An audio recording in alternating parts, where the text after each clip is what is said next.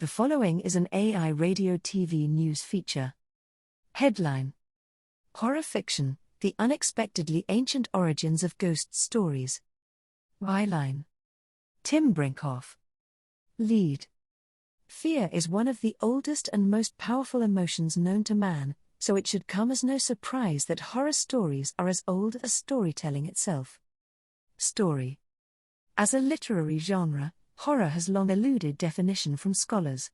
In the introduction to the Penguin Book of Horror Stories, dictionary writer J. Cuddon proves as much when he refers to the subject of his book as a piece of fiction in prose of variable length which shocks, or even frightens the reader, or perhaps induces a feeling of repulsion or loathing.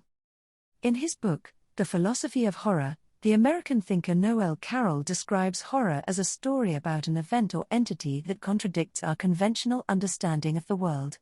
Although people initially experience this contradiction as deeply unsettling, Carroll argues horror can serve an intellectual purpose insofar as it draws attention to our false preconceptions and general lack of knowledge. As a literary genre, horror has long eluded definition from scholars.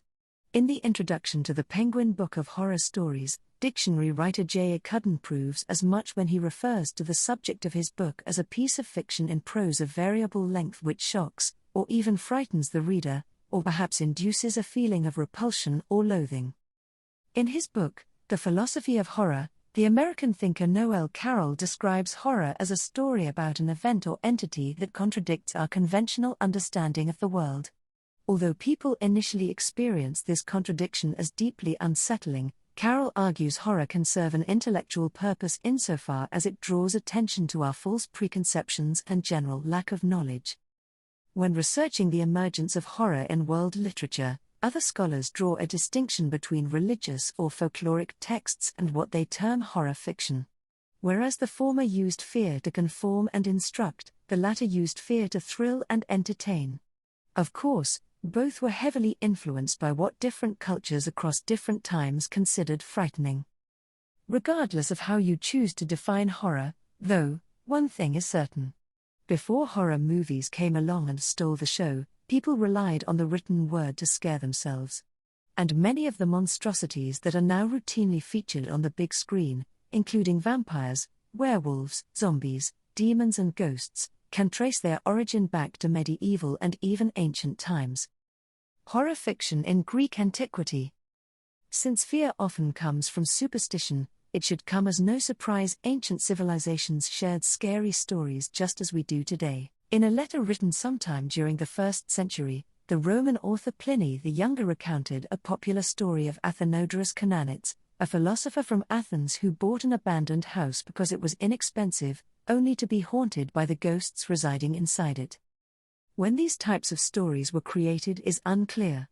According to literary historian and author of The Supernatural in Fiction Peter Penzolt, short stories with horror flavoring did not pop up until the Greco-Roman period. He points to the poet Petronius as an example. Petronius, who served in the court of Emperor Nero, is believed to have authored one of the oldest werewolf stories known to man.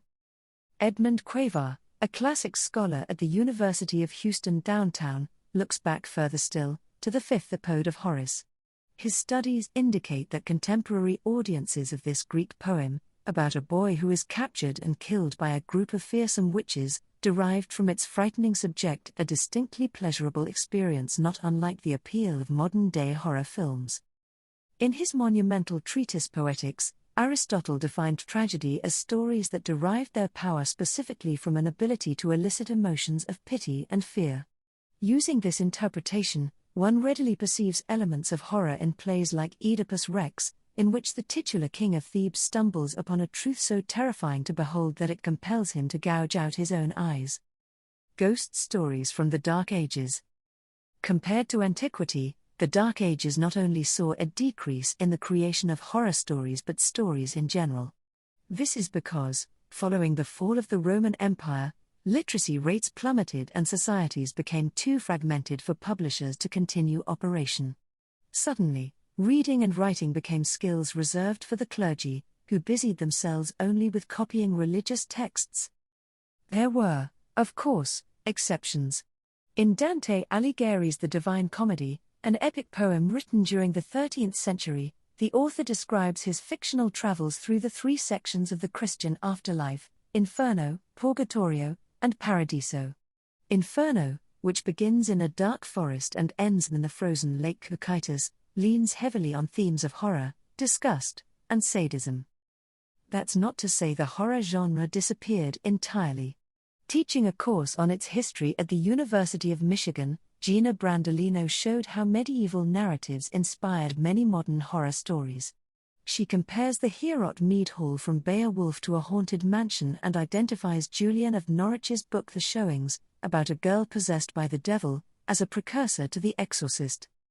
Horror fiction from this period also seem to have been based not on myths but real-life individuals. For instance, the concept of the blood-sucking vampire is believed to have taken shape in Germany and France shortly after the publication of political pamphlets describing war crimes from the Wallachian prince Vlad III, otherwise known as Vlad the Impaler. Gothic fiction and the sublime. The 18th and 19th centuries may have been the golden age of horror stories. Back then, short story writers in the U.S. and novelists in England gave shape to what we now know as Gothic fiction. This literary genre popularized many staples of modern horror, including spooky settings, an emphasis on mystery and suspense, and a liberal use of dreams and nightmares. After decades of internal debate, the academic community was able to trace the birth of this elusive subgenre back to the Castle of Otranto. This 1764 novel, written by the English author Horace Walpole, was also titled A Gothic Story and tells the story of a nobleman hellbent on securing a decrepit chateau for his heirs despite the dangers that seem to lurk there. Some of the most influential horror stories of all time belong to this style and time period. These include Mary Shelley's 1818 novel Frankenstein and Bram Stoker's Dracula, which was published at the other end of the century. Like many Gothic writers, both Shelley and Stoker drew inspiration from the distant past, Shelley from the myth of Prometheus, Stoker from Vlad Dracul the Impaler. Perhaps more than any other literary movement, Gothic authors understood the power of the sublime, a concept in philosophy that refers to the feeling we get when an unknowable yet insurmountable force of nature makes us conscious of our own mortality and, in the process, reminds us we should be grateful for what we have. Add that to the list of things that good horror fiction can accomplish. For more news from AI Radio TV News, visit airadiotvnews.ca.